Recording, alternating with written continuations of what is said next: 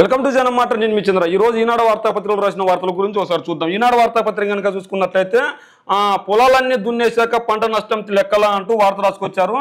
ఫిబ్రవరిలో కళ్ళు మూసుకొని మార్చి 16న రబ్బీ కరువు ప్రకటన, ఎన్నికల షెడ్యూల్ వస్తుందని తెలిసి వల్లిమాలిన జాప్యం, ఇప్పుడు వచ్చి దెబ్బతిన్న పంటలు చూస్తారంట, జాబితాలు తయారు చేస్తారంట, కరువుపై మొదటి నుంచి మొద్దు నిద్రలోనే వైకాపా ప్రభుత్వం అంటూ వార్త రాసుకొస్తున్నారు. 661 మండలాలకు 87 మండలాల్లో కనిపించాయంట. రాష్ట్ర వ్యాప్తంగా అన్ని జిల్లాల్లో రబ్బీలో తీవ్ర కరువు పరిస్థితులు ఉన్నాయి. అయినా రాష్ట్ర ప్రభుత్వం కావాలని తగ్గించి చూపింది. 87 కరువు మండలాలను ప్రకటించింది. రైతులను అడిగితే ఎంత మేర దెబ్బతిన్నాయో చెప్తారు. అయినా ప్రభుత్వానికి అన్నదాతల బాగోగులు పట్టలేదు. రెండో విడత కరువు మండలాల ప్రకటనను కూడా పక్కన పడేసింది. ఖరీఫ్లోనూ అంతే నిర్లక్ష్యంగా 103 మండలాలతో సరిపెట్టింది. అప్పుడు రెండో విడత కరువు మండలాల ప్రకటన లేదు. ఆగస్టులోనే కరువు మొదలైన ముందస్తు ప్రకటనలోనూ రైతులకు తీరిన అన్యాయం చేసిందంటూ వార్త రాసుకొచ్చారు. ఏదైతే రైతులకు సంబంధించి పొలాలన్నీ దున్నేశాక పంట నష్టం లెక్కలా అంటూ రాస్తున్నారు. 661 మండలాలు కరువు మండలాలు ఉంటే కేవలం 87 మండలాలని కరువు మండలాలు ప్రకటించిందని రాస్తున్నారు. అయితే ఇన్నాళ్ళు రాష్ట్రంలో ఎన్నికలు ఉన్న నేపథ్యంలో ఖచ్చితంగా ఆ ఎన్నికల హడావిడిలో ప్రభుత్వం ఉంది. అయితే ఆ ఎన్నికల హడావిడి అయిపోయిన తర్వాత ఇప్పుడు లెక్కలు తేల్చుతున్నారు. ఆ లెక్కలు తేల్చడం కూడా తప్పు అంటున్నారు. మరి నిజంగా రైతులపై ప్రేమ ఉంటే కనుక గత ప్రభుత్వంలో ఏం చేశారు, ఇక ఈ ప్రభుత్వంలో ఏం చేశారు, రైతుల పక్షం నిలబడింది ఎవరు, రైతులకు వెన్నుపోటు పొడిచింది ఎవరు, రైతులను దగా చేసింది ఎవరు కూడా రాస్తే బాగుంటుంది. కేవలం ఒకరిని ఉద్దేశించి ఒకరిని ఆపాదిస్తూ ఒక ప్రభుత్వాన్ని ఆపాదిస్తూ రాస్తున్నంత మాత్రాన ప్రజలు నమ్మే పరిస్థితి లేదు. నిజంగా రైతులకు న్యాయం చేసింటే కనుక జరిగిన ఎన్నికల్లో ఈ ప్రభుత్వం వస్తుంది. నిజంగా రైతులకు అన్యాయం చేసింటే కనుక ఈ ప్రభుత్వం రాదు. మరి అదే మనకు నిదర్శనం. ఇంకా అదేవిధంగా ఇంకో వార్త చూసుకున్నట్లయితే పోలీసులపై ప్రశ్నల పరంపర, రెండో రోజు కొనసాగిన సిట్ విచారణ, క్షేత్రస్థాయిలో పరిశీలన, పల్నాడు, తిరుపతి, అనంతపురం జిల్లాలో జరిగిన దాడులపై ఆరా. తిరుపతి జిల్లా రామరెడ్డిపల్లిలో తెదేపా అభ్యర్థి మోహిత్ రెడ్డి గన్మ్యాన్ ను విచారిస్తున్న డిఎస్పీ రవి మనోహరాచారి, ఎవరైతే తెదేపా అభ్యర్థి రామరెడ్డిపల్లిలో వైకాపా అభ్యర్థి మోహిత్ రెడ్డి ఉన్నారో, మోహిత్ రెడ్డి గన్మ్యాన్ ను తిరుపతి జిల్లా రామరెడ్డిపల్లి వైకాపా మోహిత్ రెడ్డి ఉన్నారు, గన్మ్యాన్ విచారిస్తున్నారు, మోహిత్ రెడ్డి గన్మ్యాన్. అయితే ఇక్కడ పల్నాడు జిల్లా నరసరావుపేట, తిరుపతి జిల్లా చంద్రగిరి, అనంతపురం జిల్లా తాడిపత్రి నియోజకవర్గాల పరిధిలో పోలింగ్ సందర్భంగాను ఆ తర్వాత జరిగిన దయనకండపై సిట్ అధికారులు రెండో రోజైన ఆదివారం కూడా విచారణ జరిపారు. ఘర్షణలకు దారితీసిన పరిస్థితులు ఏమిటి, సకాలంలో దాడులను ఎందుకు అరికట్టలేకపోయారు, ఆ తర్వాత ఎంతమందిపై చర్యలు తీసుకున్నారని స్థానిక పోలీసు అధికారులను ప్రశ్నించారు. ఎఫ్ఐఆర్లు పరిశీలించారు. దాడులు జరిగిన ప్రాంతాలకు వెళ్లి అక్కడ పరిస్థితిపై అధ్యయనం చేశారు. ఈ సందర్భంగా కూడా స్థానిక పోలీసులు కొందరు తమ పక్షపాత ధోరణిని కనపరిచారని విపక్ష నాయకులు ఆరోపించారు. జనసేన నాయకులు సిట్ అధికారులను కలవడానికి వస్తే పోలీసులు అడ్డుపడ్డారు. వారిని గంటల తరబడి బయటే కూర్చోబెట్టారంటూ పూర్తిగా ఏదైతే పోలీసులను సిట్ అధికారులు ప్రశ్నిస్తున్నట్లు రాస్తారో, అయితే ఇదే సిట్ అధికారులు స్థానిక ప్రజలు ఎవరైతే ఎస్సీలు ఉన్నారో, ఎవరైతే ఎస్టీలు ఉన్నారో, ఎవరైతే మైనార్టీలు ఉన్నారో, ఎవరైతే మహిళలు ఉన్నారో, ఎవరైతే వృద్ధులు ఉన్నారో వాళ్ళందరినీ కూడా సిట్ అధికారులు ప్రశ్నించారు.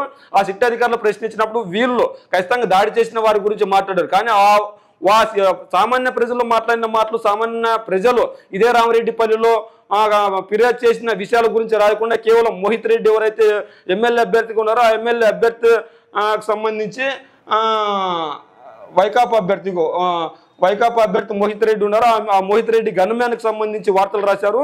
కానీ స్థానిక ప్రజల్ని విచారించినవి రాయలేదు. కానీ ఆ స్థానిక ప్రజలు వీళ్ళకి టీడీపీ పార్టీకి లేదంటే టీడీపీకి సంబంధించిన వ్యక్తులకు వ్యతిరేకంగా సమాధానం చెప్పినట్లున్నారు. అందులో భాగంగానే కేవలం వైసీపీ వాళ్ళని ప్రశ్నించినట్లు మాత్రమే వార్త రాశారు, ఆ పోలీసులను ప్రశ్నించినట్లు మాత్రమే వార్త రాశారు. నిజంగా ఎవరు తప్పు చేశారు, ఎవరు ఒప్పు చేశారని స్థానిక ప్రజలను అడిగితే స్థానిక ప్రజలు చెప్పే అవకాశం ఉంటుంది. కానీ స్థానిక ప్రజల్ని సిట్ అధికారులు ప్రశ్నించినా కూడా వీళ్ళు రాయలేదు. ఎందుకంటే కప్పిపుచ్చారు. ఎందుకంటే వీళ్ళకి సంబంధించిన వాళ్ళకి వ్యతిరేకంగా చెప్పారు కాబట్టి. అదే వీళ్ళకి సంబంధించిన వాళ్ళకి అనుకూలంగా చెప్పి వీళ్ళకు వ్యతిరేకంగా ఉన్న వాళ్ళకి వ్యతిరేకంగా చెప్పింటే కనుక ఖచ్చితంగా వీళ్ళు అవన్నీ రాసుకొచ్చి ఇంకా భూతత్వంలో పెట్టి చూపించే ప్రయత్నం చేశారు. కానీ సిట్ అధికారులు ముమ్మరంగా విచారణ చేపట్టి ఖచ్చితంగా ఎవరు తప్పు చేశారు, ఎవరు ఒప్పు చేశారని చెప్పేసి నిగ్గు తెలిసి ప్రజలకు చెప్పే అవకాశం ఉంటుంది. అలా చెప్పడాన్ని కూడా వీళ్ళు తప్పుపట్టి కేవలం ఒకవైపే రాస్తున్నారు, రెండో వైపు కూడా రాస్తే బాగుంటుంది.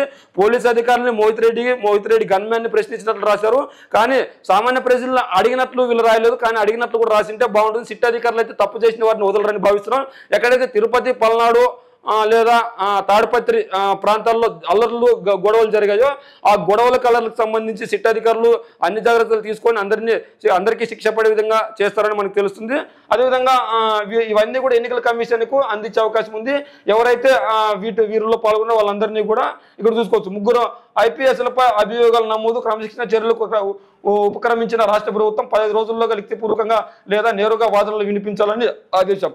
రాష్ట్రంలో పోలింగ్ రోజు ఆ తర్వాత జరిగిన హింసాత్మక ఘటనకు బాధ్యతలను చేస్తూ ఎన్నికల సంఘం సస్పెండ్ చేసిన అనంతపురం జిల్లా అనంతపురం పల్నాడు హైస్కూల్ అమిత్ బార్డర్ బిందు దావ్ గరికపాటి బదిలీ వేటుపై గురైన తిరుపతి ఎస్పీ కృష్ణకాంత్ పటేల్పై రాష్ట్ర ప్రభుత్వం క్రమశిక్షణ చర్యలు ఉపక్రమించింది. ఏదైతే రాష్ట్ర ప్రభుత్వం ఈ అల్లర్లను ప్రతిష్టాత్మకంగా తీసుకొని ఎక్కడైతే అల్లర్లు జరిగాయో వాళ్ళందరినీ లిఖితపూర్వకంగా లేదా నేరుగా వాదనలు వినిపించాలని ఆదేశాలు జారీ చేసింది. లేకుంటే వాళ్ళపై క్రమశిక్షణ చర్యలు కూడా తీసుకుంటామని రాష్ట్ర ప్రభుత్వం తెలియజేసింది. అది ఇంకో వార్త చూసానికి దేశానికి తెలుగు వెలుగులు మన తేజల సారథ్యంలో భారత బొగ్గు రంగం కోల్ ఇండియా చైర్మన్ సహా పలు సంస్థల అధిపతులు తెలుగువారే. దేశానికి తెలుగు వెలుగులు అంటూ రాస్తున్నారు. మన తేజల సారథ్యంలో భారత బొగ్గు రంగం కోల్ ఇండియా చైర్మన్ సహా పలు సంస్థల అభిమానులు తెలుగువారే అంటూ రాస్తున్నారు. గవిముట్టం భూమి నొక్కిన ఉద్యోగి గతంలో సస్పెండ్ చేసిన మళ్ళీ పోస్టింగ్ పదోన్నతి ఆయన కుటుంబం ఆధీనంలోనే 22 ఎకరాల విలువ 10 కోట్ల పైన అంటూ వార్త రాశారు. గవిపీఠం భూమి నొక్కేసిన ఉద్యోగి గతంలో సస్పెండ్ చేసిన మళ్ళీ పోస్టింగ్ పదోన్నతి ఆయన కుటుంబానికి ఆధీనంలో 22 ఎకరాల విలువైన కోట్ల పైన ఉంటుందంట. విమానాశ్రయంలో ప్రవేశ వైద్యుడు లోకేష్ అడ్డగింత శాటిలైట్ ఫోన్తో ఢిల్లీ వెళ్తుండగా ఆపిన ఎస్ఎఫ్ఐ గన్నవరం పోలీసులకు అప్పగింత. ఏదైతే విమానాశ్రయంలో ప్రవాస వైద్యుడు లోకేష్ను మళ్ళీ అడ్డుకున్నారు. శాటిలైట్ ఫోన్తో ఢిల్లీ వెళ్తుండగా ఆపిన ఎస్ఎఫ్ఐ గన్నవరం పోలీసులకు అప్పగింత. ఆయన శాటిలైట్ ఫోన్ తీసుకొని ఢిల్లీ వెళ్తుండగా గన్నవరం ఎయిర్పోర్ట్లో ఆయన ఆపి గన్నవరం పోలీసులకు ఆయన అప్పగించినట్లు మనకు రాస్తున్నారు. అయితే ఈయన మొన్నటి రోజు జగన్మోహన్ రెడ్డి గారు వెళ్తున్నప్పుడు కూడా ఈయన అదే ఎయిర్పోర్ట్లో అనుమానాస్పదంగా కనిపిస్తూ జగన్మోహన్ రెడ్డి గారు వెళ్ళే సమాచారం ఆయన దగ్గర ఉన్నట్లు మనకు తెలిసింది. అయితే ఏదేమైనప్పటికీ ఆయన దగ్గర శాటిలైట్ ఫోన్ ఉండడంతో పోలీసులు అనుమానించి ఆయన్ని గన్నవరం పోలీసులకు అప్పగించారు. అయితే ఈయన పైన కూడా పూర్తి విచారణ చేసి ఈయన ఎవరు ఏంటి, ఈయన దగ్గర ఎందుకు ఉంది శాటిలైట్ ఫోన్, విదేశాల నుంచి వచ్చిన వారి ప్రతి ఒక్కరి దగ్గర శాటిలైట్ ఫోన్ అయితే ఉండదు. మరి ఈయన దగ్గర శాటిలైట్ ఫోన్ ఉందంటే ఎవరికి సమాచారం ఇస్తున్నాడు, ఎటువంటి సమాచారం ఇస్తున్నాడు అనేది కూడా మనకు తెలియాలి. ఇట్లాంటి అంశాలన్నీ గన్నవరం పోలీసులు తెలుసుకునే పనిలో ఉండి ఉంటారు. అదేవిధంగా ఇక్కడ మనం చూసుకున్నట్లయితే అక్క మరణం తట్టుకోలేక ఆగిన చెల్లి గుండె గంటల వ్యవధిలో 2 ఘటనలు శ్రీ పొట్టి శ్రీరాములు జిల్లా నెల్లూరులో విషాదం అంట. అక్క మరణం తెలుసుకొని అక్క మరణాన్ని తట్టుకోలేక చెల్లి గుండె ఆగింది. ఖచ్చితంగా ప్రేమ ఉన్న వాళ్ళపైన అంటే ఖచ్చితంగా అది చెప్పుకోలేనిది. అక్క మరణించిన వార్త తట్టుకోలేక చెల్లి కూడా చనిపోయిందంట.